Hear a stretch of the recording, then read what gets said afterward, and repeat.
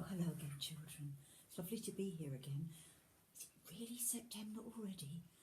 Goodness me. Some of you will already be back at school and others of you will be preparing to go back. So I hope that you all have a really, really happy term. Now, if you were listening to last week's story, Rachel read the story about a lady who'd lost one of her coins. And do you remember how she searched everywhere? And when she'd finished, she was so thrilled to find it that she rang up one of her friends to tell her. Now, believe it or not, and this is a true story, a very similar thing happened to me. I didn't lose anything, but one day a friend of mine rang up sounding very, very unhappy. She said that what she had lost was a bunch of keys. She'd gone to the shop, her keys were in her pocket, she bought whatever she wanted, but when she got home and went to open her door, her keys were missing. Well, of course, she searched all her pockets, she searched her bag. No sign of the keys. Well, now, fortunately, she did have some spare keys that she kept with a neighbour, so she was able to get into her house, but she was very upset. She was upset for two reasons. One, it's not a good idea to lose your keys because if somebody finds them, they might, if they know where they belong, be able to break in. But the other thing was, on her keys, she had a very special key ring. It was of a little pink pig. She's very fond of pigs, my friend.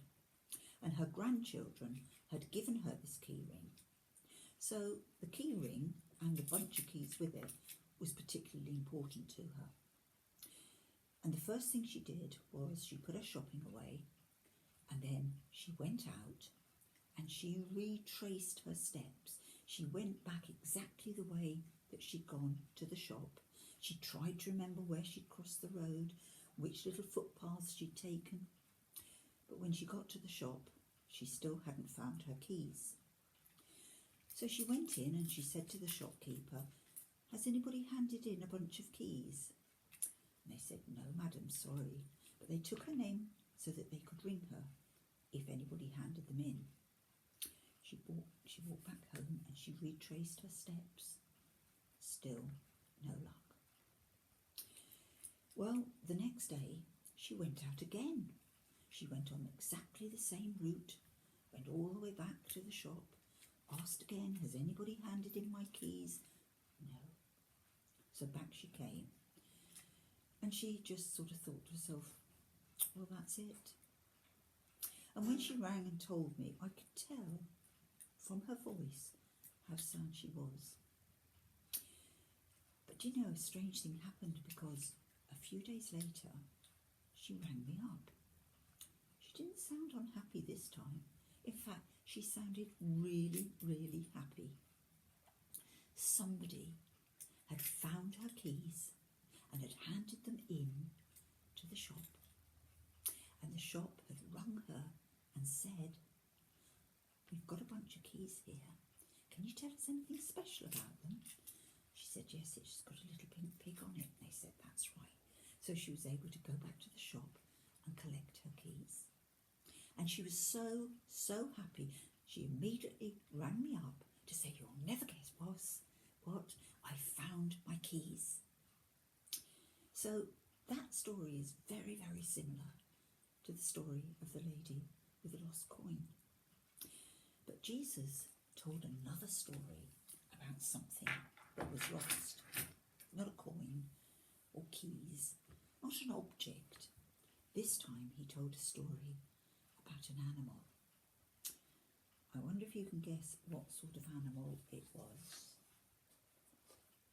Can you see?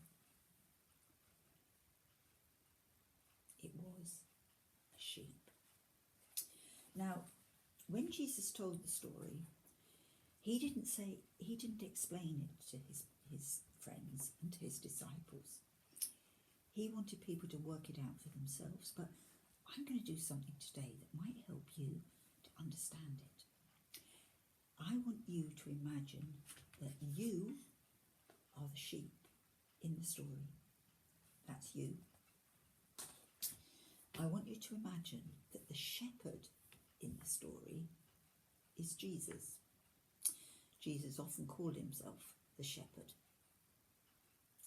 So, you're the sheep, Jesus is the shepherd. Now, one day, a shepherd was out looking after his sheep. It was a very responsible job because he had to move the sheep from place to place. If you remember from other stories we've told you, there was a lot of stony ground where Jesus lived, a lot of sand, and not very much good green pasture. And so a shepherd's job was to keep herding the sheep in different directions to find the very best grass he could. But at night time, he always brought the sheep down again, and he would put them into a sort of pen made of some sort of fencing or branches. Here's mine. Now his would have been a whole lot bigger. But what he did was, he stood at the door of the sheepfold and he counted his sheep. He counted. He'd got 100 sheep and he got to 94. Then he went 95, 96, 97, 98, 99, only 99. He'd got 100 sheep, and one of his sheep was missing. Now, what was he going to do? Was he going to leave all these sheep and go looking for the one? Remember, you are the sheep. You're the one that's missing. So what he did was he closed the sheepfold and left the 99 sheep all together safely in their pen. And then he went out looking. Now, like my friend, he had to retrace his steps. He had to remember which bit of grass they'd fed from, where he'd led them so that they could graze on the grass. But he went back all the time, calling to his sheep, because a sheep gets to know the voice of the shepherd. I don't know what he said, but the sheep would recognise his voice. So let's suppose he kept saying, "Hello, hello." And he listened. Nothing. He kept going, and he kept going. Now, the shepherd knew that there were several ways that a sheep could be lost. The most likely one, unfortunately, was that a big wild animal of some sort had actually attacked the sheep, in which case he would probably find just the remains of the sheep. He hoped that hadn't happened. Another thing that happened was that sometimes sheep, who get most of their water from grass, still need to drink, and it was just possible that he found a lovely stream, found some water, but fell over and drowned in the stream. Now, another thing that could have happened was that he could have got caught on some prickly brambles, because there were a lot of prickly, thorny things, and if a sheep got caught up in them, they weren't going to be able to get out because their wool would catch onto it. But another way that sheep could get hurt and lost, once again I got a little bit of my garden, not too much today, but I want you to imagine that grass is in a hollow. It's at the bottom of a slope, and it looks very lush and very, very green. And our sheep, that's you see this lovely grass and you think, oh, I want to go down there. And you'll have a nice graze and you'll eat some sheep. And you might think, I'll just have a little lie down for a little while. And there he is. But do you see what's happened? Oh dear, my sheep has ended up on his back with his legs in the air. Now, when that happened, that was very, very dangerous, because once a sheep got down on his back, we call it cast down, he couldn't get up again. The more he tried to get back up, the weaker he became. And the weaker he became, the less able he was to get up. So there he is. He's cast down. And that's a word we use when we're feeling unhappy. We're either cast down or downcast. And that comes from a sheep that is cast like that. Now, we don't know how this little sheep, that's you remember, we don't know how this sheep got into difficulties. All we do know is that the shepherd, Jesus, made a real effort to find him. He called and called and called, and eventually he heard, he listened. There it was again. He called, hello, hello, where are you? And he heard the voice. The shepherd knew the sheep, and the sheep knew the shepherd's voice.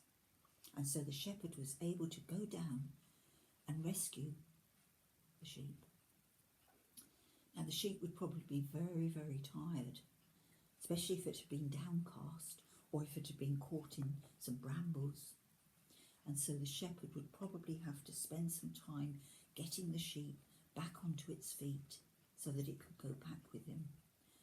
And if the sheep was too weak, well then the shepherd would pick it up and throw it over his shoulder and walk it back. And then when he got back to the pen, he would be able to put the sheep in with all the others. Now, I think that tells us a lot about Jesus and about how much he loves each and every one of us. He goes to all that trouble to find that one person. And in this story, that one person was you. But it could have been any one of those sheep. He wasn't a special sheep. He wasn't a bigger sheep than the rest. He didn't have better wool. He was just one of many, many sheep. And it just shows that it doesn't matter how many people there are in the world, each one of us is important to Jesus. And if we stray away, if we forget about him, which we often do, we get caught up in our busy lives and we don't think about Jesus and thank him as often as we should. But that just goes to show that although we might forget him and lose sight of him, he's going to do everything he can to find us. He won't lose sight of us. So, if you want to learn how to make a sheep like the one I made, watch the next little video. And meanwhile, I'll say goodbye until I see you again. Bye-bye.